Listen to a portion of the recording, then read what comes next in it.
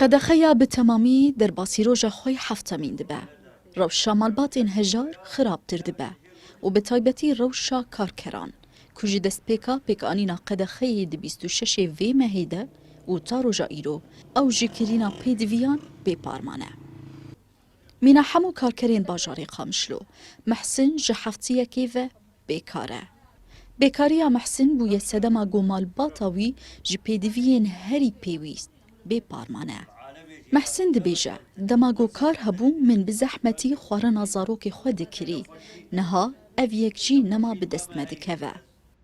6-7 ما تيرا تشتكي تيرا تشكيناك يعني دويت دروجة سيروجة بشغل حياة كهرباء قنيناك زيت بكر يا كيلوك مثلا يعني خضرة يعني تيرا مروناك وأف حظر جي كت مسليد يعني حظر جي خراكر يعني بالراح بلكي صالحي مرورة يعني إنه جبونا خوشي بس تعدل عالمي جولوتي يعني خمناك انا روجي ساعات كي مثلا 9 ساعات حظر هذا عادي بس نا يعني السبيحه يا ايفاري يعني ناهل الكسب شغله.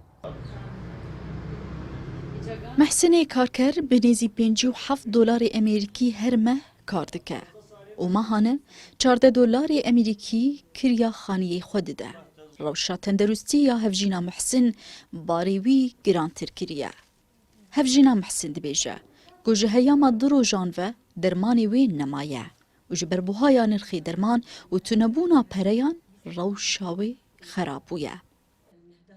والله في وضعي ده از نكارم تشكي بكرم انا كدرمانه كيمتن هوا كيسيم العرضيه افيت از نكارم بكرم يروح حبيمي غدت تلابون از بخم والله يرو اسبوع زلامين بطاله از نكارم واز حبي غدينا خم جز يعني از نكارم تعدل متل يعني خركام تيش از نكارم يعني بريا اسبوع كي تشوم مستوصفه يا فا مسيحيه اخيريه تشوم خضابي ببون حشت ضغطان ببو حشت ونيف اري والله يعني وضعي من الصحي قلكي تعبانه 150 تا 200 dolarê Amerîkî mehane pêwîst dike ta got her malbatek li Rojavayê Kurdistanê xwarina xwe bi dest bixe.